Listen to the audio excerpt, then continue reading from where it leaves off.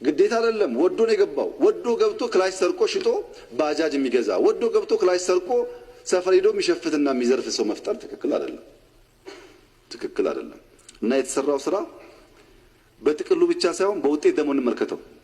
3500 የከዳ ሰራዊት ብዙ ኩንታል ሐሺሽ ፋኖ ሐሺሽ ያደርግለታል። ብዙ ኩንታል ሐሺሽ በኦሮሚያም በአማራም የተያዘው የውጭ ምንዛሪ ከፍተኛ ቁጥር ያለው የውጭ ምንዛሪ ፎርጅድ ገንዘብ ይሄን የሰበሰብ ነው። ቦምብ፣ የሚቀጣጠል ፈንጅ፣ ስናይፐር። በነገራችን ላይ የተከበረው ምክር ቤት እንዲገነዘብ የሚያስፈልገው ከዚህ ውጊያ በኋላ የገዛነው ክላሽ አለ። ለየት ያለ ክላሽ ነው። ድሮ አልነበረንም። ከዚህ ግጭት በኋላ ያስገባነው ክላሽ መከላከያ ብቻ ያለው ኢትዮጵያ ውስጥ ያልነበረ በከለሩ የሚለይ አዲስ ክላሽ አለ። ይህንን ክላሽ ሀገር እንከላከል ሀገር አትፈርስም ብለው አውደ ግንባር ሄደው የቆሰሉ ኦሮሞዎች፣ አማራዎች፣ ወላይታዎች ገሎ መሳሪያ ወሰደ ሁሉ ፋኖ ነኝ የሚለው ገሎ ያ መሳሪያ ወሰደ ሁሉ ነው ፋኖ ነኝ እያለ የሚፎክረው ወንድሙን ሊከላከለው ሄደውን ገሎ መከላከያ ያመዋል። ይሄን ሲያይ ያን ክላሽ ሲያይ ያመዋል። ያ ክላሽ ማንም ጋር የለም፣ ክልል የለም፣ ፖሊስ ጋር የለም። ሳያፍር ነው አንጠልጥሎ የሚሄደው። ይሄ ትክክል አይደለም። ይጎዳናል። ነፃነትና ብልጽግና ስርዓት ሲኖር ነው። ስርዓት ከሌለ ሰላም፣ ዴሞክራሲ የሚባል ነገር ማረጋገጥ አይቻልም። ስርዓት ያስፈልጋል። ሁሉ ነገር ኢን ኦርደር መሆን አለበት። የጀገነ አንድም የሀገር መከላከያ ሚኒስቴር አባል ይሆናል፣ የአማራ ልዩ ኃይል አባል ይሆናል፣ የሚሊሻ አባል ይሆናል። አሊያም ስትፈልጉኝ ጥሩኝ አሁን አርሳለሁ ቤቱ ይቀመጣል እንጂ 10 እና 20 30 እንደ መከላከያ ሆኖ ፓራል ፎርስ መሆን ጥሩ አይደለም፣ ለአማራም ጥሩ አይደለም። ለምክር ቤት አይመቸኝም። ግን አማራ ገጠመኝ የሚለው ጦር እና ጠላት ቲፒኤልኤፍ ከሆነ ቲፒኤልኤፍ እኮ አንድ ቋንቋ የሚያወራ የሚደማመጥ ችግር እንኳን ቢኖር ደብቆ የሚያወራ እንጂ በየሚዲያው የሚሰዳደም ይከፋፈል አይደለም። አማራን ጠንካራ የሚያደርገው አንድ ሊደርሺፕ ስር ሲሆን ነው እንጂ 10 ቦታ ከተከፋፈለ እዚህ ጋር ምልሻ እዚያ ጋር ልዩ ኃይል እዛ ጋር ምናምን ከሆነ መከላከልም አይችልም። ለአማራም አይበጅም፣ ለኢትዮጵያም አይበጅም። አንድ መሆን መሰብሰብ ያስፈልጋል። ይሄ ኃይል መሳሪያ የያዘ ኃይል፣ ወጣት ኃይል፣ ብር የለመደ ኃይል፣ መኪና የሚቀማ ኃይል፣ ብር ላክ እያለ የሚደውል ኃይል፣ አርሶ አደር በረሽቶ ሲመለስ ብር የሚቀማ ኃይል እሳት ነው። በአማራ ደግሞ ባህል ውስጥ እሳት ዝም ብሎ አይለቀቅም። እናቶች እሳት ዝም ብሎ አይለቁም። እንጀራ የሚጋግሩ ከሆነ አንከርት የሚባል ነገር ይሰራሉ። እሳቱ እንዳይረጭ ሰብሰብ የሚያደርገው በእበት የሚሰራ አንከርት አለ። እንጀራ ዝም ብሎ አይጋገርም። እሳት ከተረጨ ቤት ያቃጥላል። ወጥ የሚሰሩ ከሆነ ጋቻ የሚባል ነገር አለ። ሰብሰብ አድርጎ እሳቱን የሚይዝ። ይሄ እሳት ሰብሰብ ተደርጎ መያዝ ካልተቻለ ወደፊትም ልንዋጋ አንችልም፣ ወደ ኋላም አስቸጋሪ ነው የሚሆነው። በዛ መነጽር ማየት ጥሩ ነው። አሁን ችግር የሆነት ነገር ነው። ስትለምኑ ይቅር እንነጋገር አይደካማ ስለሆነ ነው ይላሉ። 3 ክላሽ ይዘው ውር ሲሉ 4 ኪሎ ይታያቸዋል። ትንሽ መንገድ ሲጓዙ ካለነሱ ጀግና የለም፣ አርበኛ የለም። ትንሽ ሲቆነጠጡ ደግሞ ጄኖሳይድ ነው። አንተ ስትገል ጄኖሳይድ ካልሆነ እኔ ስገል ጄኖሳይድ ሊሆን አይችልም። መግደል መተው ነው መፍትሄው። አንገዳደል፣ ቁጭ ብለን እንነጋገር ሲባል ዝግጁ መሆን ካልቻል አንዴ ከገባንበት በኋላ ጦርነት ባለጌ ነገር መልክ የለውም፣ አስቀያሚ ነው። ፋኖ ለአማራም ለኢትዮጵያም ኩራት ነው፣ ምን ጥያቄ የለው። በጀግነት ተዋግቷል፣ በጀግነት ይዋጋ ወደፊትም። እሱ የአብይን ውዳሴ ሙገሳ ጠብቆ የሚዋጋ ሳይሆን አገሩ ወዶ የሚዋጋ ስለሆነ ከተነካችበት አይቆም። ወደፊትም አርጓል፣ ያደርጋል፣ እያደረገም ነው ያለው። ይሄ መመስገን አለበት፣ መወደስ አለበት፣ መከበር አለበት፣ ጥያቄ የለውም። ይሄንን ስም ግን መጠቀም ማድረግ ጥሩ አይደለም። ሴቶች መድፈር፣ ሕፃን መጥለፍ፣ ነጋዴ መዝረፍ፣ ግብር መሰብሰብ፣ ፎርጅድ ማምረት፣ ይሄ ፋኖ ስራ ሊሆን አይችልም። ፋኖ ነኝ፣ እኔም ፋኖ ነኝ፣ እኔም ፋኖ ነኝ፣ እኔም ፋኖ ነኝ፣ እኔም ፋኖ ነኝ፣ እኔም ፋኖ ነኝ፣ እኔ ኦሮሞ ነኝ። መጨፍለቅ እኮ ቀላል ነው። ማን ነው የምትጨፈልቀው? ግን የራስን ህዝብ ይቅር የራስን ህዝብ የሰው ሀገር ዘመቻ ሄደህ እኮ ለህዝብ ጥንቃቄ ታደርጋለህ። እና አሁን ምንድነው መሰለ ሰው አልሳካለት ስለው ልክ አለ ጦርነቱ ህዝብ ላይ ታርጌት ያደረገ ህዝብ ላይ ያነጣጠረ የሆነ አባበለው የሚባል ህዝብ ለማጥፋት እንደተካሄደ አይነት ነገር ይቀሰቅሳሉ። ግን እንደዛ አይደለም። የኦሮሚያ ህዝብም ያውቃል፣ የአማራ ህዝብም ያውቃል። የኛ ድሮን ወይ ሸኔ ላይ ነው ወይ ጃዊሳ ላይ ነው የሚያርፈው እንጂ ህዝብ ላይ አያርፍም። ከህዝብ ሲቀላቀሉ ሰማይ ላይ ያለን ከህዝብ ጋር ነው ያሉት ብለን ትተን እንመጣለን። እንደዛማ ባይሆን ኖሮ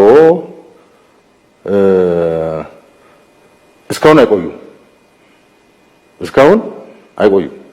ዝም ብለህ ጨፍልቀህ ደባልቀህ የምትመታ ከሆነ እስካሁን አይቆዩም። እንደ ህዝቡም አይደብቃቸውም። ወይ አብሮ ይሄዳል ወይ ደግሞ ይገጥማል። ራሱ አታስመታኝ ብሎ ይገጥማል። ግን እንደዛ እንዲፈጠርም አንፈልግም እኛ። በቃ እነሱን ደረጃ በደረጃ እነሱን ታርጌት ያደረገ ስራ እየሰራ እያዳከምክ ወደ ተራ ሽፍታ ማውረድ፣ ከዛ በኋላ ህዝቡ ራሱ እንዲጠርጋቸው ማድረግ አቅጣጫ ነው የምንከተለው። አሁን እሱ ነው እየሰራን ያለነው። ስለዚህ እኛ ለህዝባችን ምን ዋጋው እኮ ለህዝባችን ነው። ምን ታዳወጋን? ለህዝብ ካላሰብ አገሪቷ ትፍረስ ይጨፋጨፍ እንዴ ብለህ መኮት ትችላለህ። ግን የኛ ቤተሰቦችም አሉ፣ ልጆችም አለን፣ አገር እንፈልጋለን። ህዝባችን ወደዛ እልቂት መግባት የለበትም። አገራችን መኖር አለባት። እኔ ኦሮሞ ነኝ፣ ምንም ችግር የለው። ኦሮሞነቴ ኢትዮጵያዊ መሆኔን የሚያሰቃየኝ መሆን የለበትም። እኔ ሰው ነኝ፣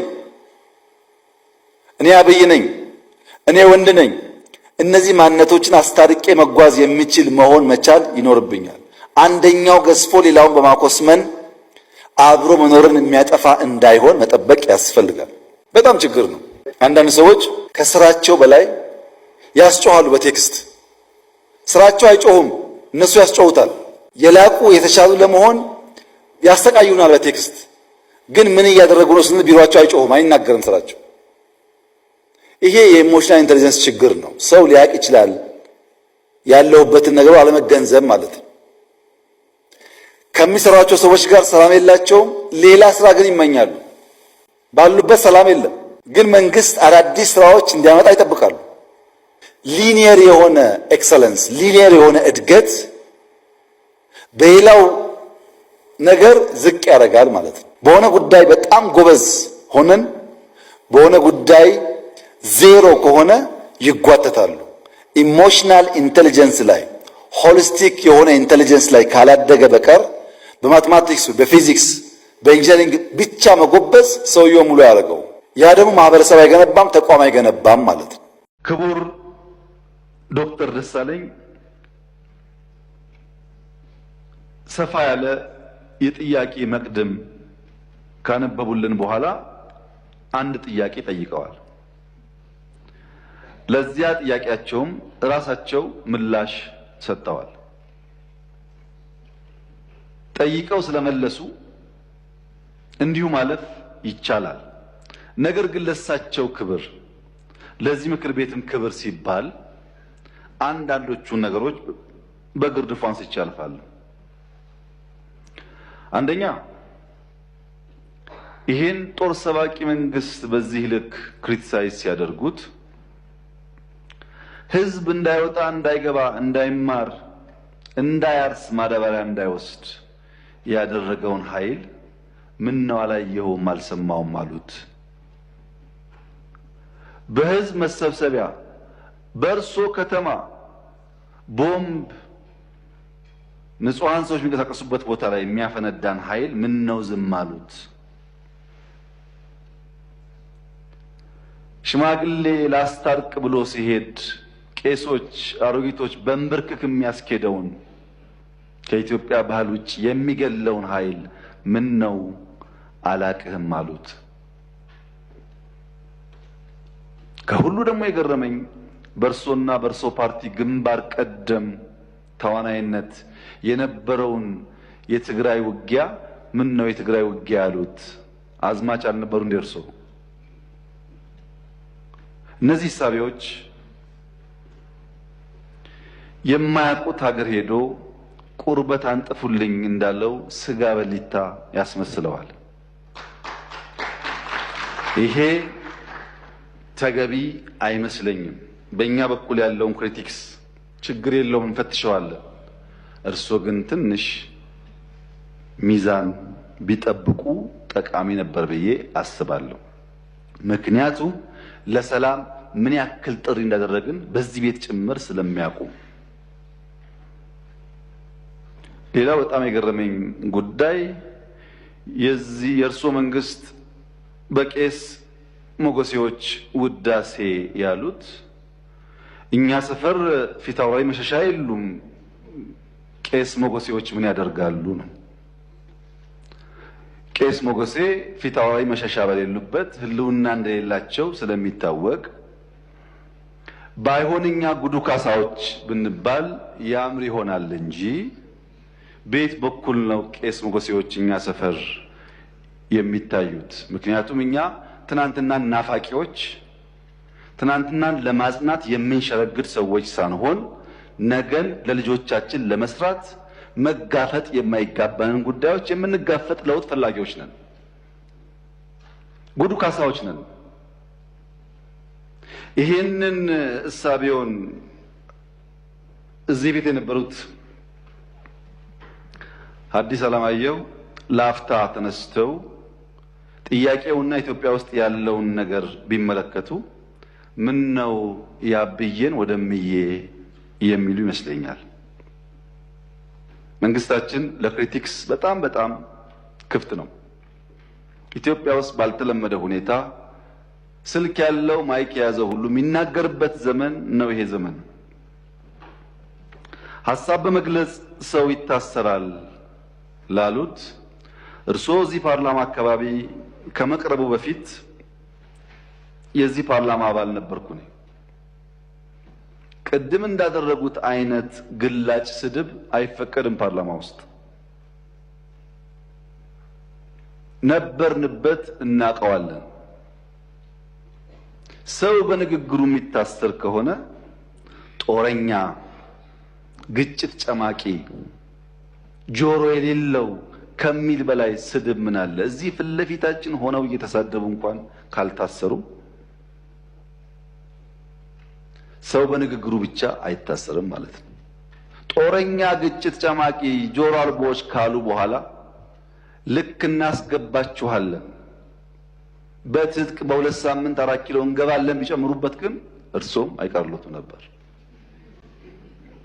በመሳደብ አይደለም። ከዚያ አልፎ በኃይል የተመረጠን መንግስት መናት ሲጨመርበት ነው ጸብ የሚመጣው።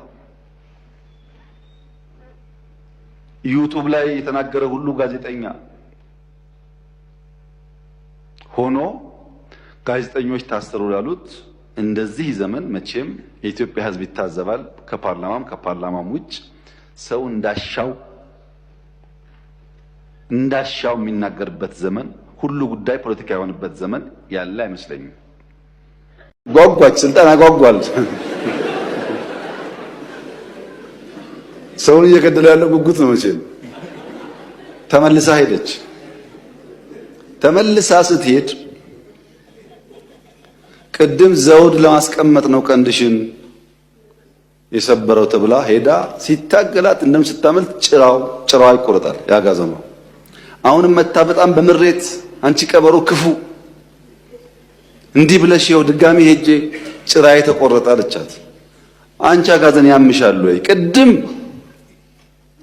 ለሚቀመጠው ነበረ፣ አሁን ደግሞ አንቺን ዙፋን ላይ ለማስቀመጥ ጭራ አያስፈልግም ብሎ ነው።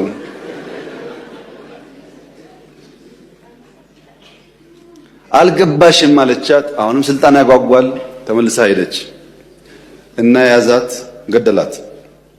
ከገደላት በኋላ ቀበሮን ጠራና ሞታለች፣ እዛ ድረስ እስክመጣ በልተሽ እያንዳንዱን ፓርት በልተሽ ጠብቂ፣ ስመለስ ምሳዬን እበላለሁ ይላል እና አንበሳው ይሄዳል። ቀበሯ በልታ አስቀምጣ አንበሳው ሲመለስ ሲያይ የአጋዘኗ ራስ የለም። አንቺ ቀበሮ ሌባ፣ ሁሉን አስቀምጠሻል፣ የት አለ ራሱ አላት። ወይ አንበሳ፣ ራስ ቢኖራት ኖሮ 3 ጊዜ ስልካት ትመላለስ ነበር ወይ? የጭንቅላት ችግር ነው የሚያመላልሳት አለች። አዲስ አበባ ከተማ ውስጥ ግድያ እንፈጽማለን እያሉ ከአንዳንድ ኃይሎች ጋር የተቀናጁ የሚገቡ ቀላል ቁጥር የላቸው ሰዎች አሉ።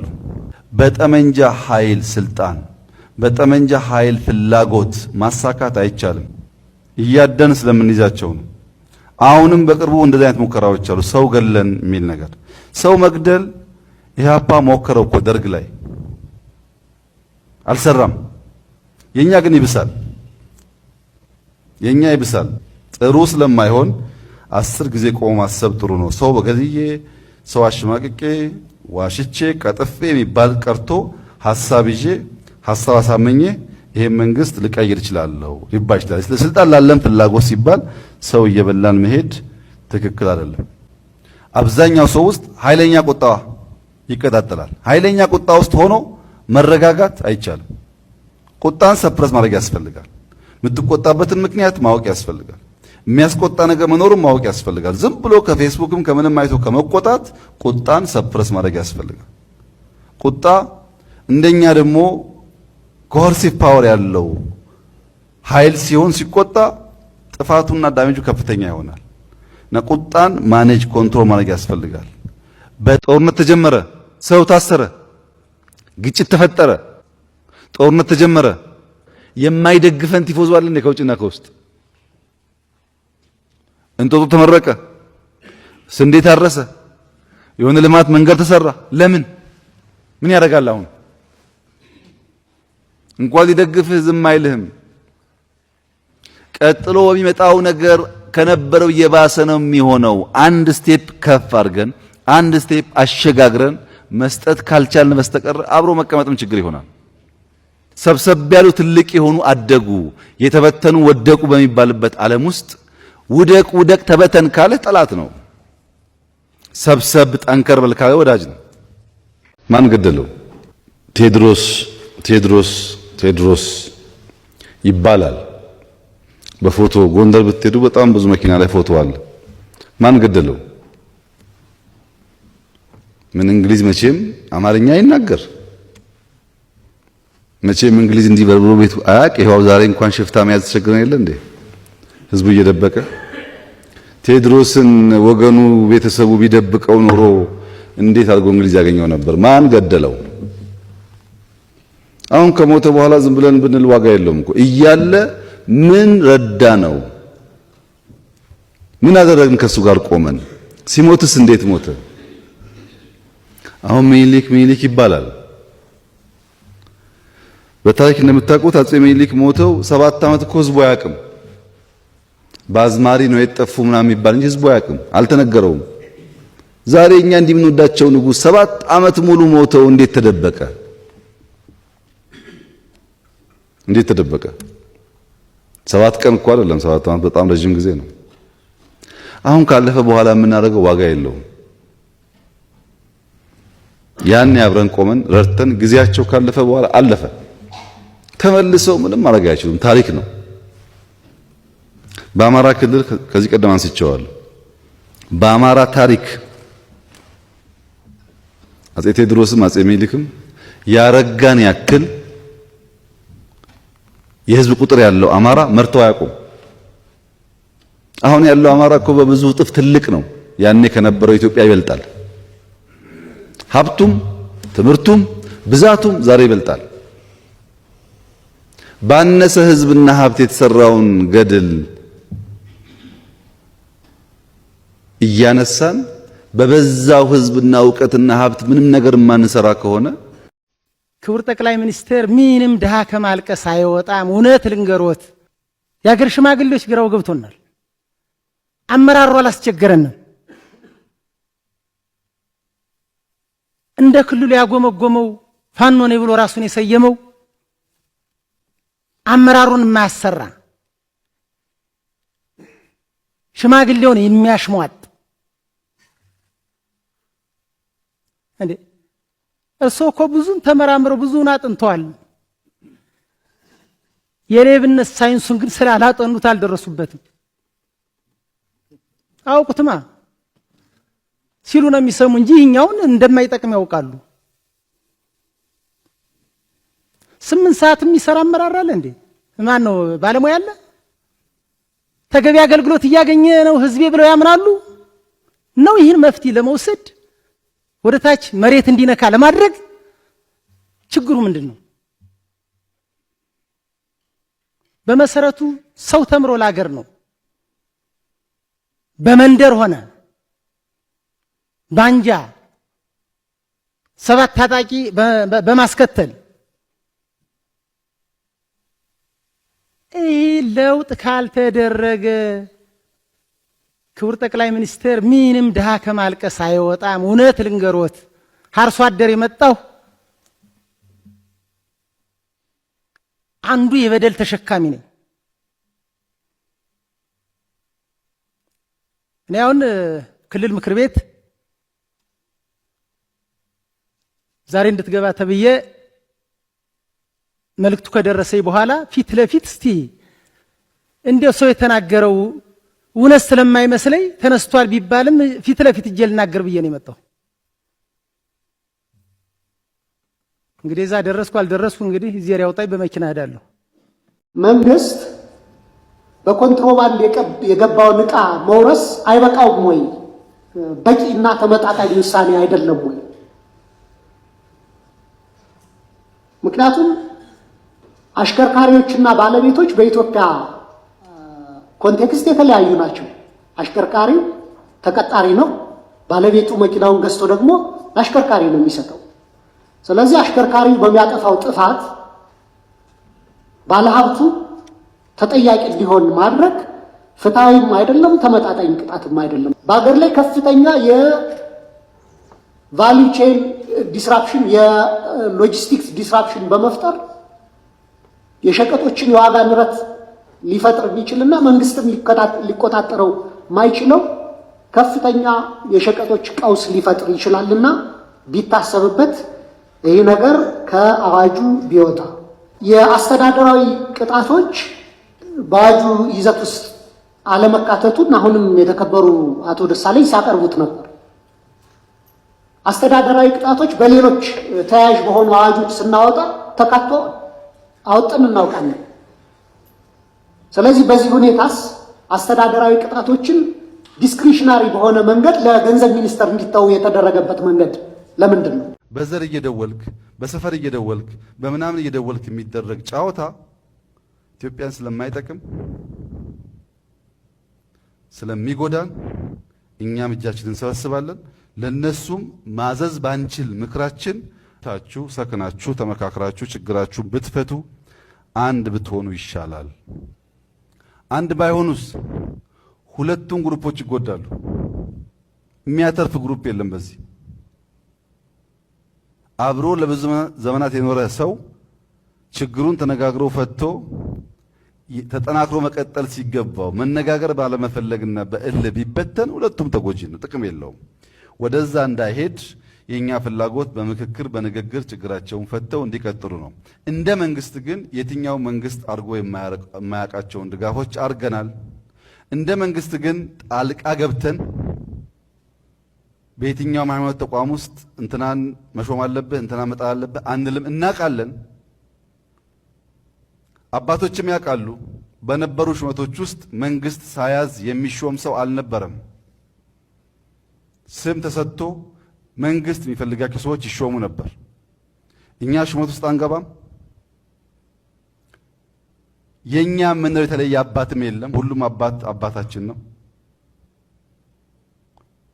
በጋራ ሆኖ እንዲቀጥሉ ነው የምንፈልገው። ከዚህ ውጭ ይሄን ነገር ከኮርሱ ውጭ ከትራኩ ውጭ በጣም በማራገብ የሚወሰደው ጉዳይ አሸናፊ አልቦ ሙጉት ስለሆነ ጥሩ አይደለም።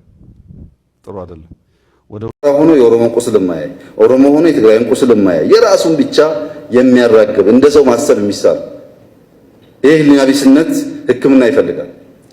ብሔርተኛ ያልሆነ ፖለቲከኛ የለም። ኢትዮጵያ የምትሉ ቅድም ያነሳችሁ በሙሉ ብሔርተኞች ናችሁ። በምን ሂሳብ መሰላችሁ?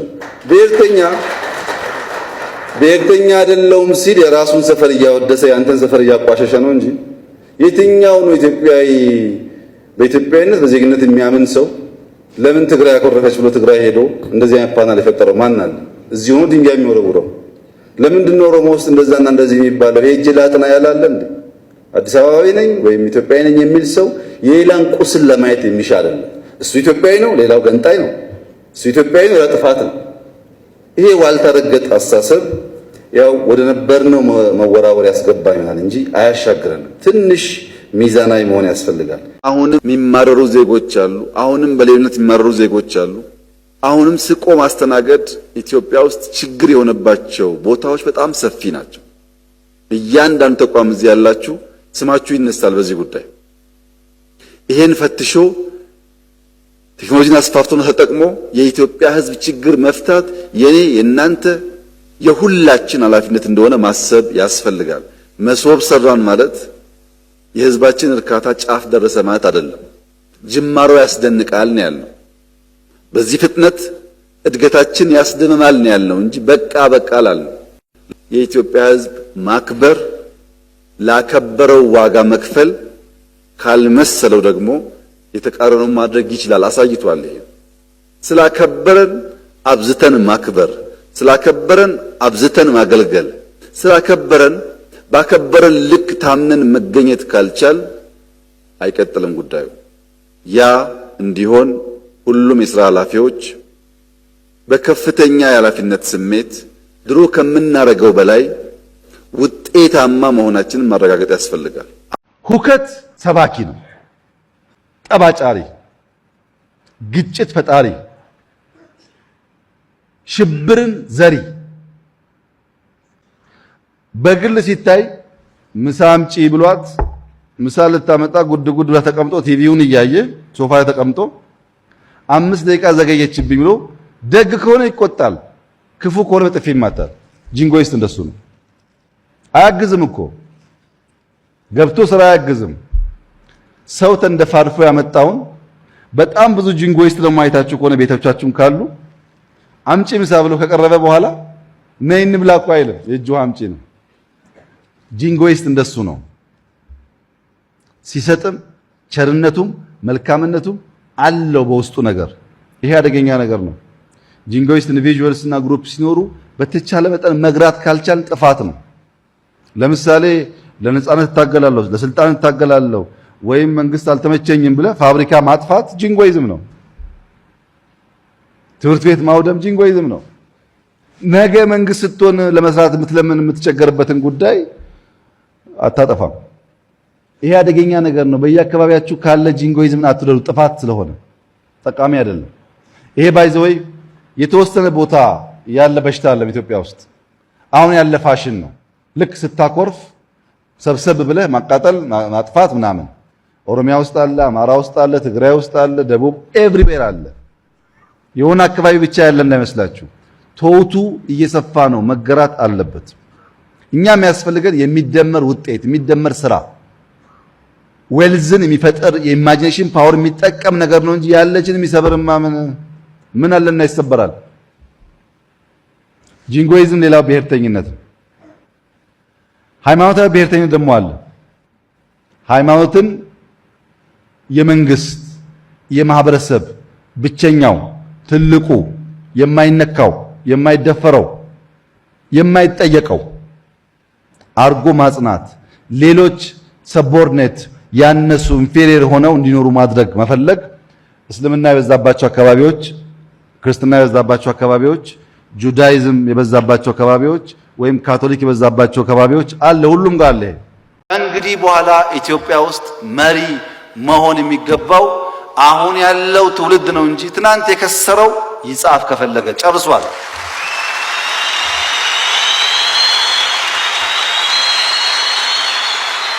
ለእናንተ ያለው መልእክት በእናንተ ነገ ላይ በነጋችሁ ላይ ለሚቆሙ ሰዎች በእጅ አትበሉ፣ አትፍቀዱላቸው። የራሳቸውን ትናንትና ባልባሌ መንገድ አባክነው የእናንተን ነገ ሊቀሙ የሚያስቡ ሰዎች አትፍቀዱ። ትናንቱን ስላባከነ አሁን መጽሐፍ ማስተማር ይችላል። ጊዜው ሲዝኑ የእናንተ ነው።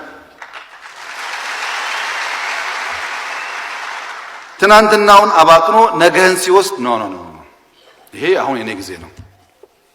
ከፋም ለማም ያንተ አልቋል። አሁን ጻፍ፣ አስተምር፣ የኔን ጊዜ ግን አትሻማ ማለት ካልቻላችሁ ኮምፒውተር ማያቅ አሁንም በእጅ የሚጽፍ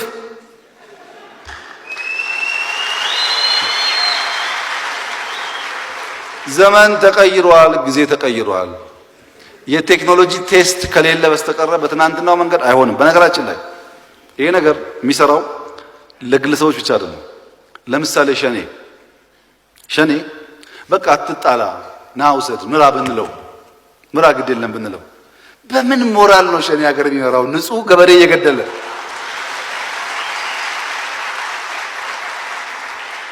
ሴት ገለ አርሶ አደር ገለ ማን ነኝ ብለህ መሪ ትሆናለህ? እንትን ይፈልጋል እኮ አሁን ሌባ ሰው ስታዩ እንደሚያስጠላችሁ ነፍሰ ገዳይ መሪ ቢሆን አይመችም አይደል? ደስ አይልም። ቲፒኤልኤፍ አሁን ጭቅጭቁን ተውና በቃ ና ውሰድና እንደ ድሮ ምራ ብንለው እንደ ድሮ ይቻላል? እሺ ትላላችሁ? ተበላሸ እኮ ሰው። የሆነ ሰው ቅሞ ጽፎታል። እናንተም ከፌስቡክ ሰምታችኋል። እሱን በጣም ዱዌል የሚያደርግ ኃይል ብዙ ነው። ሮድማፕ የለም፣ እንሄድበት አይታወቅም፣ መድረሻችን አይታወቅም። መድረሻችንማ ያው ሰማይ ቤት ነው። ግን ፖለቲካል ስብራቶቻችን ምንድናቸው የሚለውን ማየት ጥሩ ነው። ኢትዮጵያ ውስጥ ከፍተኛ የፖለቲካ ስብራቶች አሉ፣ በብዙ የሚገለጹ ሜጀር ተብለው ቢነሱ ጥሩ የሚሆኑ አንደኛው ህሊና ቢስ መሆን፣ ጭራሽ ማገናዘብ ማስተዋል የሚባል ነገር የሌለበት የራሱ ኪስ የደለበ እንደሆነ ሰው ሞተ አልሞተ እሱ ከተወደሰና ከሰማይ ከነካ ብዙዎች ረገፉ አልረገፉ ደንታ የሌለው አዋቂ የተሰባሰበበት ህሊና የሌለው ስብስብ የበዛበት ነው አንዱ ስብራት። ማመዛዘን የሚባል እንግዲህ ለኢትዮጵያ ነጻነት፣ ለኢትዮጵያ እኩልነት ወይ ለኦሮሞ ነጻነት ወይ ለምናምን ታገላለሁ ብለህ በውክልና ኢትዮጵያን የሚያፈርስ ስራ የምትሰራ ከሆነ ኦፖዚት ነው። አራተኛው ሰላምን በአመጽ በጭቅጭቅ በንትርክ ሰላም እንዳይኖር መነጋገር እንዳይኖር ውይይት እንዳይኖር ማድረግ ነው። ይሄ የለውጥ ንጥቂያ በፖለቲካል ማርኬት ፕሌስ ውስጥ አደጋ ነው። የምናስበውን ቪዥን አናሳካም። በ10 ዓመት ውስጥ እንደርሳለን ብለን የምናስባትን ሀገር አንገነባም። ያንም አንገነባ ከሆነ ደግሞ መሰብሰቡም መዳረቁም ትርጉም የለውም። ኢትዮጵያ ካለችበት ችግር ወጥታ ቢያንስ ራሷን መግባ ልጆቿን አስተምራ ክብሯንና አንድነቷን ጠብቃ ወደ ኋላ የማትመለስበትን ነገር ካልሰራን መዳረቅ ዋጋ የለውም። ጊዜ መቁጠር ብቻ ነው የሚሆነው። ያን ለማምጣት ደግሞ ፖለቲካል ማርኬት ፕሌሱ የራስን ህልም የራስን ፍላጎት ሳታቅ እየበላው እንደሆነ ኮንሺየስሊ ማየት ተገቢ ይሆናል። አሁን እየንበት ያለነው አካሄድ ዘሆል ቪዥናችንን የሚቀለብስ ነው የሚያጠፋ ነው ብሎ ማየት አስፈላጊ ይሆናል።